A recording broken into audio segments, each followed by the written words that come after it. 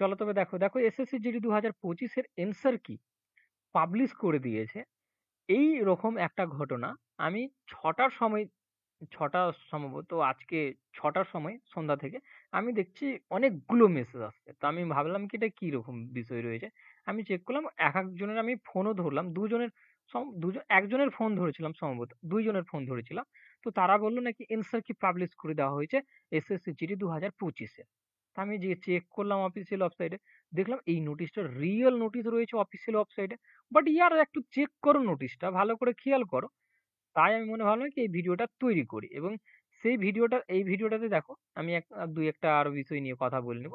2025-এর কবে অ্যান্সার কি দিতে পারে, দ্বিতীয়ত সেফ স্কোর কি হতে পারে, সেই বিষয়গুলো নিয়ে আমি বলে নিচ্ছি এটাতেই। ঠিক না? দেখো এই নোটিশটা যেটা রয়েছে এটা 24-এর নোটিশ রয়েছে, এসএসসি জিডি 2024-এর ফাইনাল রেজাল্ট। এখানে একটু খেয়াল করতে পারবা, ফাইনাল রেজাল্টের কথা বলেছে। আর দেখো এসএসসি জিডি 2025-এর যদি কথা বলি, 25 তারিখে এক্সাম শেষ হয়েছে, আজকে 27 তারিখ রয়েছে, 2 তারিখ, 2 দিনের মধ্যে, মানে 2 থেকে 3 দিনের মধ্যে তোমার অ্যান্সার কি প্রোভাইড করে দেবে।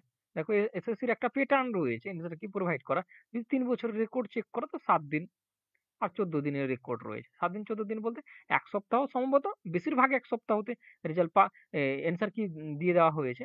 বাট অনেকটার ক্ষেত্রে দেখা গেছে 2 সপ্তাহ লেগেছে। বাট 2 সপ্তাহের মধ্যে 100% অ্যান্সার কি পেয়ে যাবা 2025-এর।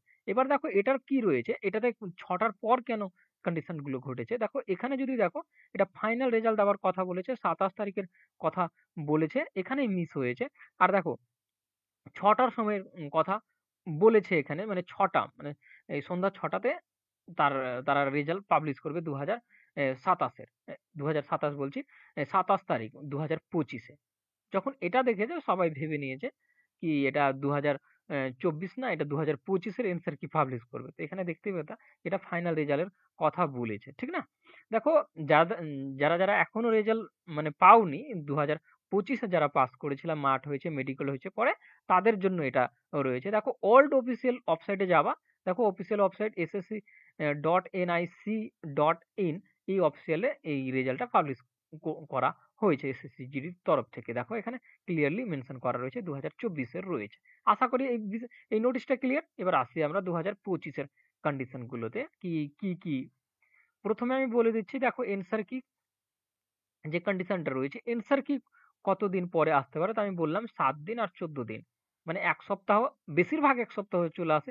এই যদি 2-1 বছরের রেকর্ড, 2 বছরের রেকর্ড চেক করবা তো 1 সপ্তাহ, কোনোবার 2 সপ্তাহ লেগেছে, মানে 14 দিনের মধ্যে 100% অ্যান্সার কি পেয়ে যাওয়া 2025-এর। ক্লিয়ার? Clear cut. এবার দেখো সেফ স্কোর কি হতে চলেছে। যখন আমি এই ভিডিওটা তৈরি করার মনে ভাবলাম, তো আমি মনে হলো এই দুটোই বিষয় একটু বলে দেবো এখানেও, মানে অনেকের আমি দেখেছিলাম মেসেজ। ঠিক না? দেখো সেফ স্কোর কি হতে পারে।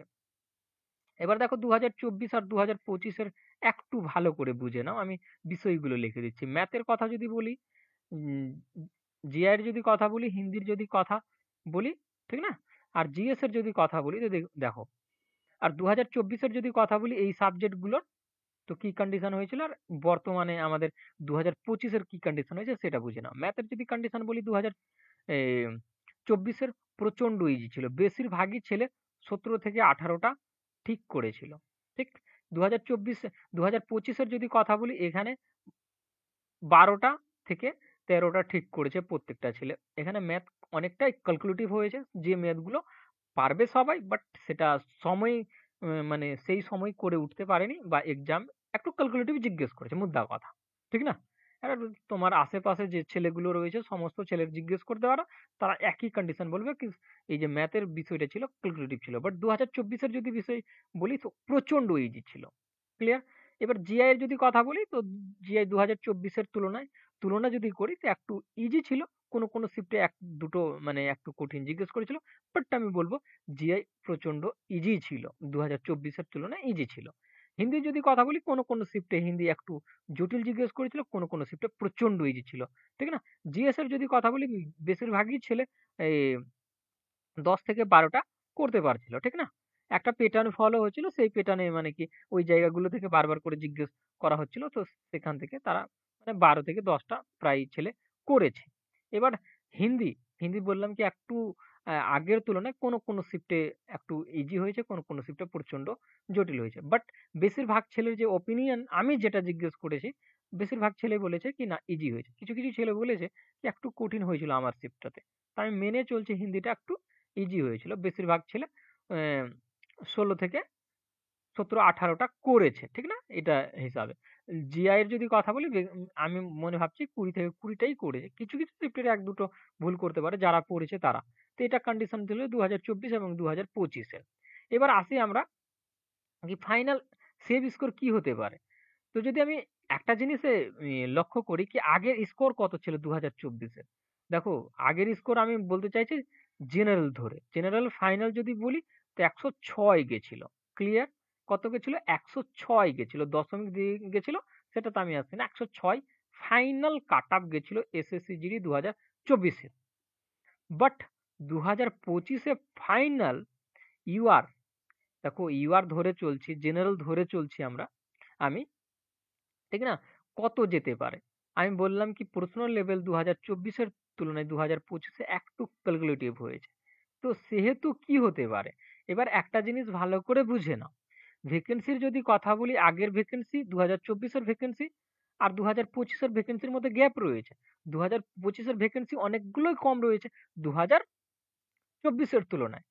আর একটা কন্ডিশন রয়েছে, এই যে ভ্যাকেন্সি বাড়ার যে কন্ডিশন রয়েছে ২০,০০০ সেটা যদি বেড়ে যায় তো 100% ২০২৪ এর যে ফাইনাল কাট অফ গেছে তার থেকে অনেকগুলো কম কাট অফ যাবে। অনেকগুলো কম কাট অফ বলতে এটা না কি একেবারে ১০৬ গেছিল আর একেবারে ৫০ চলে যাবে। এরকম কোনো বিষয় না। সেখান থেকে হতে পারে ৯৫ যেতে পারে বা ১০০ যেতে পারে। দুটো কন্ডিশন।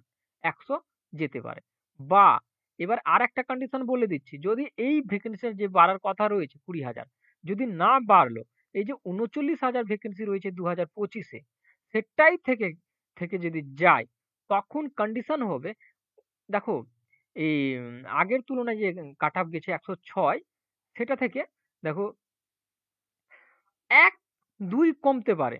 বাট না কমারই সম্ভাবনা বেশি। কেন বলতো? আগের ভ্যাকেন্সি আর এবার ভ্যাকেন্সি কম রয়েছে। হ্যাঁ, ভ্যাকেন্সি যদি বেড়ে যায় তো আমি 100% বলতে পারি ৯৫ বা ১০০ কাট অফ যাবে। মানে কমবে ৬, ৫, ১০ কমতে পারে। যদি এই ভ্যাকেন্সিটা বাড়ে। আর যদি ভ্যাকেন্সি না বাড়লো তো ধরে নাও কি ২ কমছে বা ১ কমছে এরকমই কমতে পারে বা সেমই গেছে কাট অফ এরকম হতে পারে। এটা দেখো আমার মানসিকতা আমি যে জিজ্ঞেস করেছি যেভাবে প্রশ্নগুলো দেখেছি কি না এই প্রশ্ন এরকম হয়েছে, ওই প্রশ্নটা এরকম হয়েছে সেটা একটা আইডিয়া লাগানো। এটা 100% কারেক্ট না। কখনোই কারেক্ট না। 100% কারেক্ট হয়ও না অনেক সময়। ঠিক না? তো আমি এটা আনুমানিক বললাম আর যুক্তিগুলো দিলাম কি যুক্তির জন্য এটা হতে পারে। ঠিক না? এতে আবার অনেকজন ভেবে বসে যেও না কি না এটাই হতে পারে। বলে দিয়েছি এটাই হবে। আরে ইয়ার এরকম না। এই ২০,০০০ যদি ভ্যাকেন্সিটা বৃদ্ধি পায়, যেটা বাড়ার কথা রয়েছে, যদি বৃদ্ধি পায় তা 100% কাট অফ কমবে। আগের ফাইনালের কাট অফ থেকে ২০২৫ এর ফাইনাল কাট অফ অনেকটাই কমে। এটা কিন্তু মেনে চলো। ঠিক না? তো আজকের ভিডিও এখানেই থাকলো। তো আশা করি পুরো বিষয় ক্লিয়ার হলো। কবে অ্যান্সার কি পাবলিশ হবে, সেফ স্কোর কিরকম হতে পারে, আনুমানিক একটা, ঠিক না? এবার এই নোটিশটা কি ছিল সেটাও বুঝতে পারলাম। আশা করি ক্লিয়ার। তো আজকের ভিডিও এখানেই থাকলো। Thank you watching for my video. দেখা হবে পরবর্তী ভিডিওতে। Thank you.